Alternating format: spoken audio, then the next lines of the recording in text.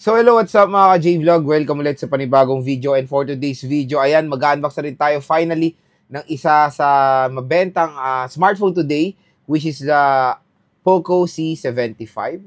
Maganda kaya to, tara mga ka-J-Vlog, check natin.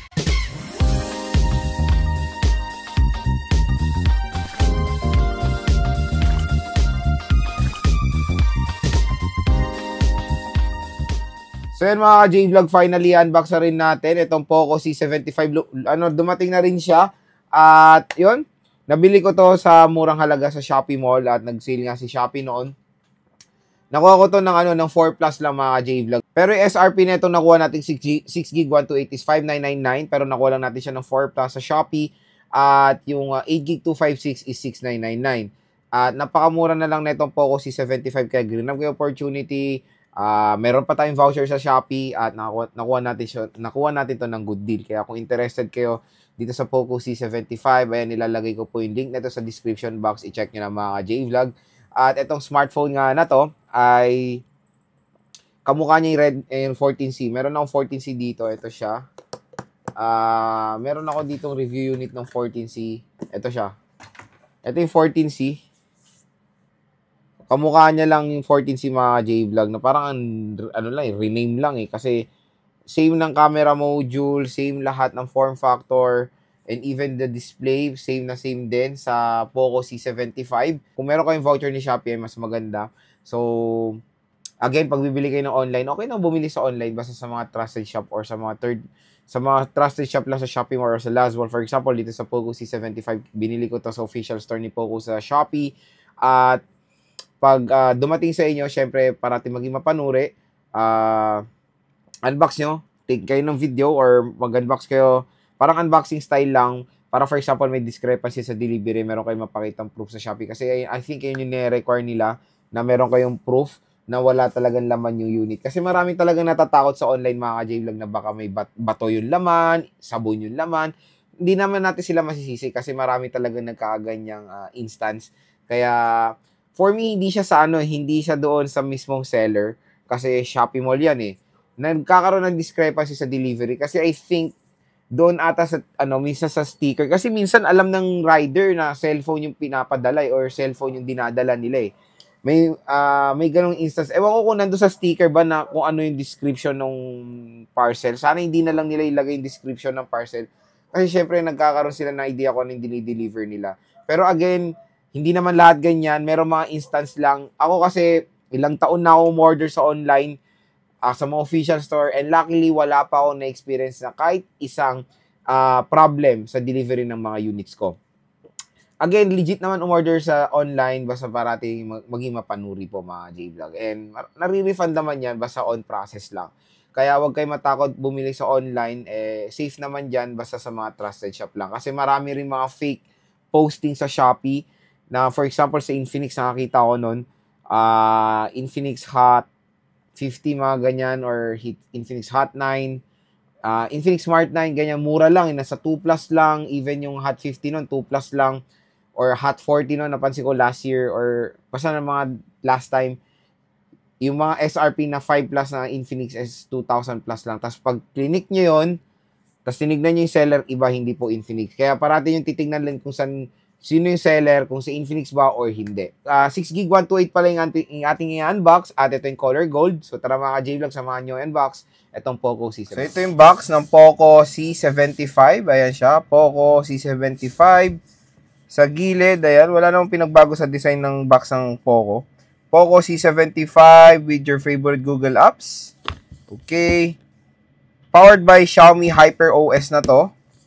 Tapos, yung i-unbox natin is yung color gold with 6GB of RAM and 128GB of internal storage. So, open na natin si Poco C65. And yun nga pala, na-open ko na rin pala to upon receiving this unit kasi syempre, in-order natin ito sa online. Kailangan natin maging sigurado.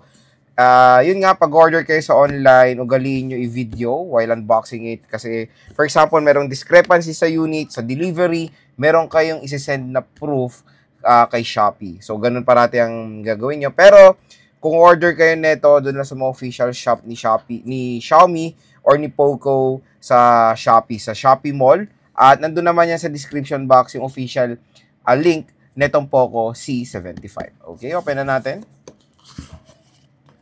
So as you can see, may mga bubbles na kasi nga inopen na natin tong unit na to. Pero ayan, hindi pa naman natin siya nagagamit. Chinek ko lang. So mamaya na yung smartphone, set aside muna natin. Tingnan muna natin yung content ng box. So meron tayo ditong charger, and guess what? 33 watt fast charging brick na po ang included dito sa Poco C75. Grabe, imagine niyo for a smartphone na 4 to 5,000 pesos, ganito na ang ini-include ngayon. Sobrang lupit. And of course, meron tayong USB Type-C cable. And sad to say, medyo nag-retired na ata si paring earphone sa ating mga unboxing video. Wala na po si paring earphone. Meron tayo dito si BBC Eject Tool at sumama rin si Marin Jelly Case dahil absent po si Marin Jelly Case. Meron tayong safety information and warranty card. So yun lang naman po yung kasama dito sa Poco C75. Very simple lang naman po ang ating unboxing experience dito sa unit na to. Tanggalin na natin yung plastic niya and of course, etong sticker. Ayan. Balik na natin dito to. And proceed na tayo or focus na tayo sa smartphone. So ito na ang Poco C75 in color gold. So in 3, 2, 1. Ay, wow, Tingnan nyo naman ang camera module. Napakalaki mga ka-J-Vlog. Pero, pag tinitingnan nyo yan, ito lang po ang camera dyan. Itong dalawang to. So, meron na tayong 50 megapixel na word dyan. And of course, yung flash nya. Parang ito na yung nakikita kong trend na design sa mga budget meal smartphones today. Yung merong circular camera module. Yung in-unbox din natin Poco C61 ba yun? Is circular camera module din. And the Xiaomi 14C, ganito rin. Ayan. So, same na same lang sila. Sinabi sa box, color gold. Pero tingnan nyo naman yung itsura ng color gold nila, parang color silver. Silver talaga siya. Wala siyang bakas na gold. Ewan ko ba kung bakit. Siguro pag sa lighting or sa outdoor, maging gold. Malay natin, di ba? Pero as you can see, two-tone siya. Smooth dito or smooth finish. Hindi. Two-tone siya. Smooth dito or plain. Tapos sa baba is meron tayong parang marble-like design. At pag tinitilt natin sa light, lumalabas yung pagka-marbly-like color niya. Ayan, napakaganda. Very premium. Hindi nyo akalain mga ka-J-Vlog na 5,000 lang to. Diba? Ganun kaganda ang design nitong Poco C75. And ang laki lang camera module talaga. Design lang yan. Again, maliit lang yung camera nito, 50 megapixel. So, sa right side, overall matte finish to, wala tayong any glossiness. Sa right side, nandito yung kanyang power button and yung volume rocker. Sa taas naman ng smartphone is a 3.5mm headphone jack. Sa left side is the SIM tray. Sa baba naman ng smartphone, meron tayong microphone, Type-C at speaker grills. Ito lang nakakalungkot sa smartphone na to is hindi po included ang pre-installed na screen protector. So, naked siya.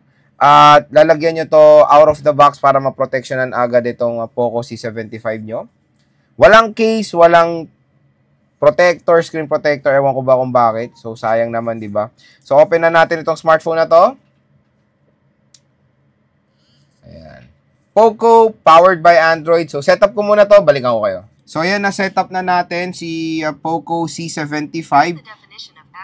And ang unang napansin ko dito, napakalaki nga ng display nito. So, 6.88 inches. Grabe, almost 6.9 inches. Itong Poco C75, napakalaking display sa isang budget smartphone.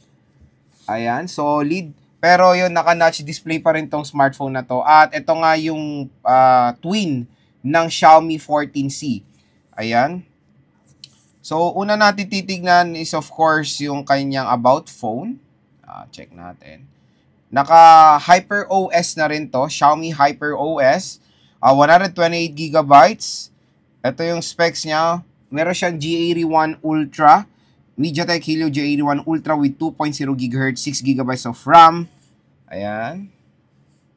At up to 120Hz. So, medyo, medyo naging dito naging playing safe etong Poco when it comes sa refresh rate. As you can see, pag sinet natin siya, nakalagay lang is up to. Di ba usually pag mga nakasupport talaga sa 120Hz, wala yung word na up to na yan. 90Hz, 120Hz, nakaset na agad sa ganun. Pero ito up to 120Hz, meaning neto, meron lang mga certain activity na pwede nating masupport yung 120Hz. Hindi po meaning na buong transition niya, naka 120Hz screen refresh rate siya, kumbaga. So, ganun. Naging playing safe siya sa ganung word, kaya nakalagay dun is up to 120Hz screen refresh rate. Siguro dito, ma-feel mo yung 120Hz, pero when it comes sa gaming, I don't know kung ma-feel natin yan or support. Kaya, i-game test din natin itong Poco C75. Tingnan natin kung mga ibang games ay support na matataas na refresh rate dito sa smartphone na to. Okay. Napakalaki ng display. Smooth naman po ang ating navigation or pag-navigate dito sa smartphone na to. So yun mga J-Vlog, na-unbox na rin natin si Poco C75. Next is gusto ko mag-share ng first impressions ko dito sa smartphone na to. After ko i-unbox and hands-on ko na siya. Number 1 sa display. Solid yung display nito dahil almost, na siya, sabihin na natin almost 7 inches kasi 6.9 eh. Isa na lang or 0.1 na lang, magsa 7 inches na siya. Napakalaki ng display niya. To be honest, hindi nga siya kasya dun sa gamepad ko. To be honest, munti ka na siya hindi magkasya sa gamepad ko. Konti na lang, hindi na siya mag-fit. So, ganun kalaking display niya, which is okay naman for me. Malaking display niya, pero lightweight. Yun yung nakakatuwa. Kasi pahaba kasi aspect ratio niya, kaya okay siya. 120Hz, support niya ng 120Hz, which is okay. And even, yung resolution niya, I think, is, naman yan acceptable pa sa ganyang range. Kasi, for example, itong 6GB 128 na kuha ko ng 4 Plus, okay naman yung HD Plus 720p, hindi naman magre-reklamo dyan. All goods pa naman yan mga J-Vlog when it comes sa mga ganitong price range. Pero I think for a 7,000 pesos price tag or above, dapat Full HD Plus 1080p. Pero dito kung mapapansin nyo sa Poco C75, meron tayong price tag na 7,000 pesos, which is 8GB 256. HD Plus 720p, pero bumawi naman siya sa RAM at ROM, di ba? Kasi usually, mga ibang Full HD Plus 1080p ay mga in-offer is 128 or 6GB of RAM. Minsan may 256, depende na rin sa brand mga J-Vlog. Kaya, parang nag-balance na rin yung specs ng Poco C75 sa kanyang presyo. Pero, yun nga lang nakakalungkot, notch display siya, na sana ginawa na nilang punch hole. Again, tulad sa mga sinasabi sa reviews ko, hindi ko alam kung meron bang extra cost, gawin mo talagang bilog yan. Kasi, kung wala namang gagastusin, gawin mo ng punch hole, huwag mo nang in-notch, di ba? Kasi super old school na yung notch. 120Hz mo na nilakayan mo na yung display. Gawin mo naman ng punch hole, di ba? Huwag mo nang gawing notch display. I don't know bakit pa rin nila nilalagyan ng notch yung mga ibang smartphone brands, lalo na yung mga popular brands like Poco. Kung wala naman kayong gagastusin, gawin nyo ng punch hole yun. Kasi mas okay yung punch hole, to be honest. Mas hindi siya nakakairita tignan while watching movies compare sa notch na putol pa siya, di ba? Next, chipset. The chipset is MediaTek Helio J81 Ultra. I don't know kasi kung meron talaga silang big difference when it comes sa G81. Mag-quick search ako dyan and share ko sa full review. Pero na-try ko ng G81 Ultra dito sa Xiaomi Redmi 14C ko. Nakapag-games naman ako ng few like ML, COD. Sa Poco C75 hindi pa, kaya i-game test natin yan, so stay tuned. Pero yung mga popular games ay na-handle naman pretty well ng G81 Ultra. At na-test ko na rin yung G81. For me, hindi naman sila nagkakalay ng performance sa Ultra. Same rin naman ng GPU and same naman sila ng clock speed. So, G81 Ultra for a price tag na 4 to 6,000 pesos is okay naman yan na offer. Hindi naman yan mabagal na chipset. Kaya na mag-handle ng mga popular games, pero syempre, kung target nyo talaga is solid gamer kayo at naglalaro kayo ng mga heavy games like Genshin Impact, Diablo Immortal, marami pang iba. Syempre, manage expectation. Pwede siya sa mga low settings lang. Hindi yung sobrang high na settings na hindi yung mga wag naman yung mga sobrang matataas sa settings kasi syempre pag Genshin mabigat yan pinaka the best sigurong settings nyo dyan is pinaka mababa para makatagal kayong makalaro dito sa Poco C75. Next naman mga J-Vlog sa kanyang design. Overall design niya is maganda naman, lalo na tong color gold na to. Yung color gold niya parang two-tone siya kasi pag inanon siya sa light nagiging silver, tapos pag nasa dark light siya or medyo dim light nagiging gold. So, yun nga, nung in-unbox nga natin siya, kung makikita nyo naman sa ating unboxing video, mukha siyang silver, di ba? Pero, merong time na nakikita ko siya sa direct sunlight na mukha siyang gold. So, okay naman, di ba? Parang nagkakaroon tayo ng two-tone color when it comes ito sa Poco C75, lalo sa gold color. And again, tulad sinabi ko sa first impression ko, ang laki talaga nung neto, ng camera module niya. Pero hindi siya buong camera Yung dalawa lang ang camera niya dyan at yung taas at baba is design tapos flash. So, for design aesthetics lang yung ganyang kalaking camera module ng Poco C75. Pero yung gumagana lang dyan, napakaliit lang po, mga J-Vlog. So, kasi, syempre, pag ginamit nyo ito out there, akalain nila, uy, ang laki naman ng camera nun. Kasi talagang cut-out niya yun, yung camera, di ba? Pero in reality, maliit lang yung camera niyan. Pero 50 megapixel, which is okay naman. Nakita nyo naman, nakapag-provide tayo ng mga photo samples. Fair naman yung quality niya for a price tag na 4,000 to 6,000 pesos. Next, yung kanyang battery. Yung battery niya, ito nakakatuwa na sa mga entry. Medyo nag-step up, ha. Beyond 5K na kasi ang tagal na nilang na-stock sa 5K. Ngayon, nag-step up na iba. 5,160 mAh. So, 160 mAh, I think. Yes, I know, hindi siya big leap. Pero maganda na ring welcome addition. Yung tinasan pa nila ng konti. Yung milliampere ng kanilang smartphone. Pero, yun nga, tulad sa nakikita ko sa mga ibang spec sheets, up to 18 watts lang ang fast charging rate talaga ng Poco C75. Even, I think, nasa box na rin yun. Pero nakakatuwa kasi, pag in-unbox na tong smartphone na to, ang nakalagay is 33 watts fast charging brick. Even the Xiaomi Redmi 14C, 18 watts na yung smartphone, pero 33 watts yung binibigay nila na okay yan. Welcome addition ulit yan dito sa Poco C75 na hindi sila nagbibigay lang ng saktong 18 watts. Nagbibigay sila ng mas mataas, 33 watts na, syempre, kahit gamitin yung 33 watts, pinakasagad lang yan is 18 watts talaga ang charging rate niyan. Pero malay nyo, may mga iba kayong device na required ng mas matataas na wattage or mas nag-require ng mataas na watts, magandang gamitin pa rin ang charger na pinrovide ni Poco. So yun mga J-Vlog, yung first impression ko so far dito sa smartphone na to. Maganda naman, very affordable. Ang laki talaga ng smartphone. Yun talaga yung mapapansin, sobrang haba ng smartphone na to, pero lightweight siya. Maganda rin naman siya recommend, lalo na very affordable lang siya sa Shopee below SRP. At kung interested kayo dito sa Poco C75, abangan nyo na rin po yung full review and game test ko dito sa smartphone na to, kung saan itetest natin siya sa mga iba't ibang scenarios. At yung product link nito nasa description box, i-click nyo na yun. Kung interested kayo mag-purchase, i-add to cart nyo na agad yan mga J-Vlog.